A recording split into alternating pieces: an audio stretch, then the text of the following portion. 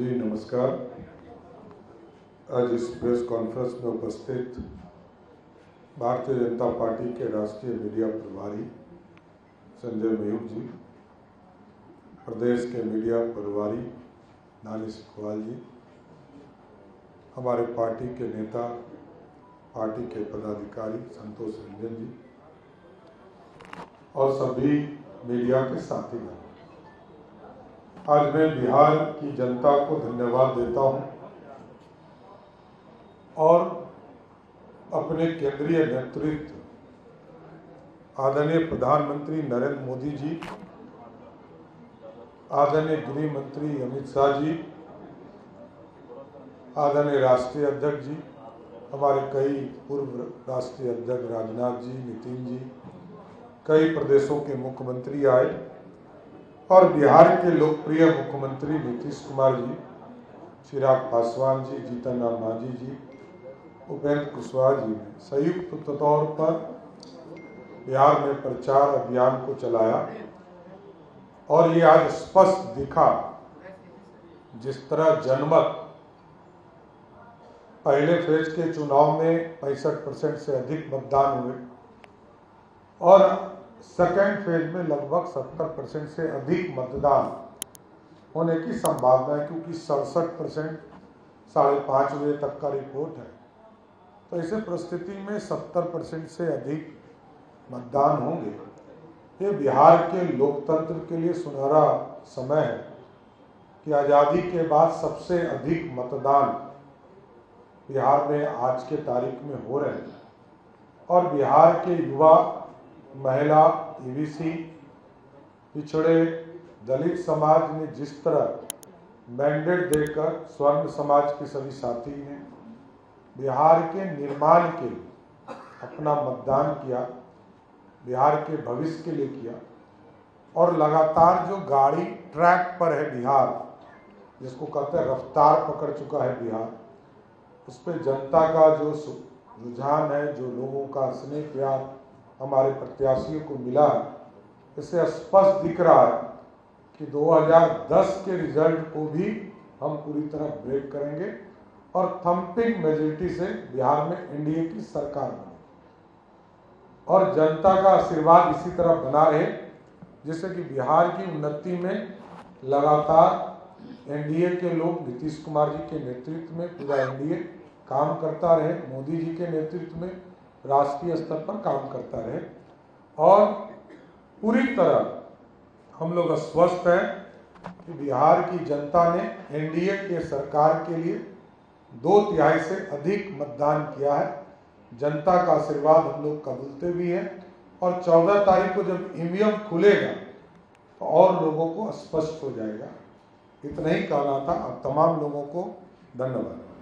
Exit poll आ गए हैं और एग्जिट पोल में एनडीए एक बार फिर से बिहार में सरकार बना। देखिए, एग्जिट के साथ एक्चुअल रिपोर्ट इससे और अधिक आएगा। एक्चुअल रिपोर्ट इससे अधिक आना है और हमारा मानना है कि 50% के आसपास हमारा वोट शेयर होगा।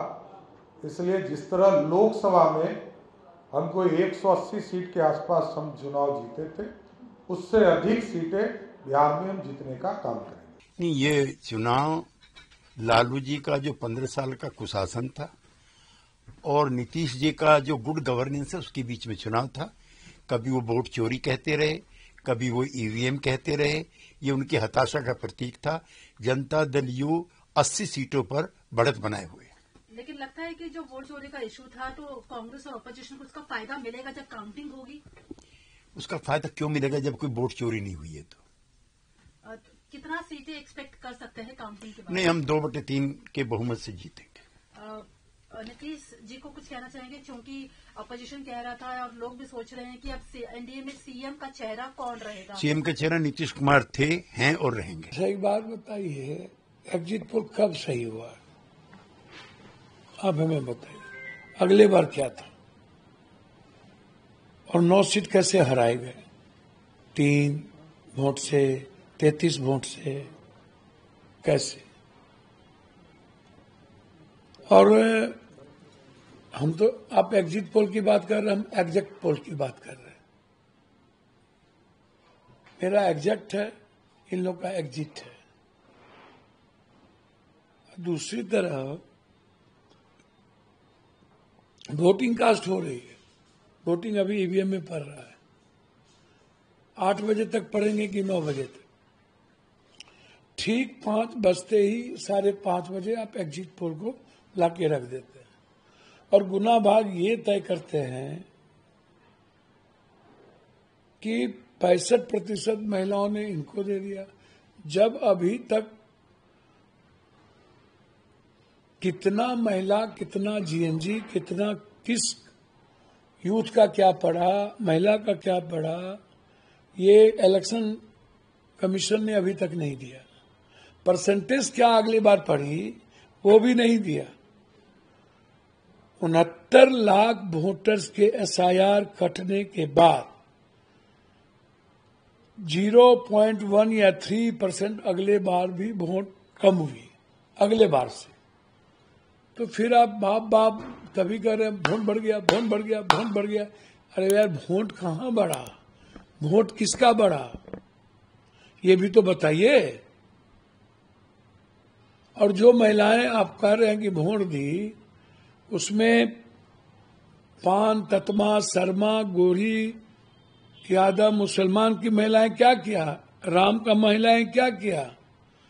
जो पासवान जी जदयू को नहीं हराना चाहे, जो कुर्मी एलजेपी को हराना चाहे, वहां क्या हुआ ये भी तो बताइए।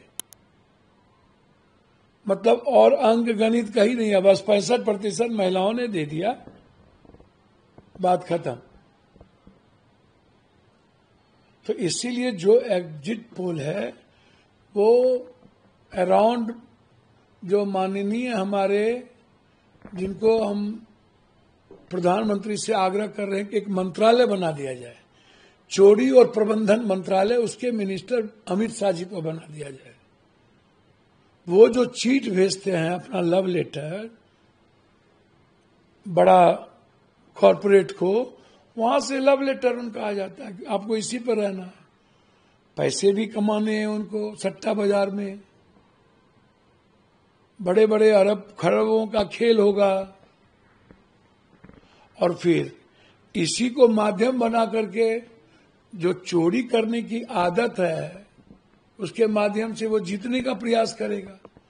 मैं मानता हूं कि बिहार की जनता महागठबंधन को चुनाव में अपना मतदान किया है, और मैं जितना बिहार के दौरे पर था उससे लगता है कि या तो हंग होगा या नहीं तो महागठबंधन सरकार बनाएगी। आपके मुताबिक आपने बोला कि एग्जैक्ट पोल, क्या लगता है एग्जैक्ट आपका महागठबंधन में कितना है? मैंने आपको कहा कि हमें तो ये लग रहा है कि कहीं न कहीं हंग की संभावना मुझे दिखती है ज्यादा। मैं झूठ नहीं बोलता। यदि हंग नहीं हुआ तो महागठबंधन कंफर्ट, मैं कहूं ना कहूं, लेकिन सरकार बनाने की ओर महागठबंधन है, मैं झूठ नहीं कहता। लेकिन अगर एनडीए की सरकार आती तो क्या लगता है कि नीतीश जी फिर से? देखिए, हम तो नीतीश जी से आग्रह करेंगे कि उनका घर है महागठबंधन, और कब खंजर भोंक देंगे नीतीश कुमार जी को बीजेपी, और 8 महीने के बाद बीजेपी कब इनकी पार्टी को विभीषण लोग तोड़ देंगे, कहना मुश्किल है। मैं चाहूंगा कि हमारे सबसे अच्छे और प्रिय भाई नीतीश जी, आप अपने घर वापसी करिए, आइए, आपका पूरा सम्मान है, आप अच्छे तरीके से बिहार को चलाइए, पूरा सहयोग रहेगा। आप नीतीश जी के साथ महागठबंधन में, सर आप लोग नीतीश जी को बुलाकर सरकार में? हम तो चाहेंगे कि नीतीश जी को जितना अपमानित बीजेपी करती है और साजिश करती है, यहां साजिश नहीं होगी। राहुल गांधी के रहते नीतीश जी के साथ साजिश भी नहीं होगी और उन्हें अपमानित भी कभी नहीं किया जाएगा। तो फिर महागठबंधन में सीएम कौन बनेगा? इधर तेजस्वी यादव बोल रहे कि हम सीएम बनेंगे। देखिए, वो तो बात की चीज है। मैं समझता हूं कि हर परिस्थिति में हम अपने भाई को चाहेंगे कि वो महागठबंधन में आए।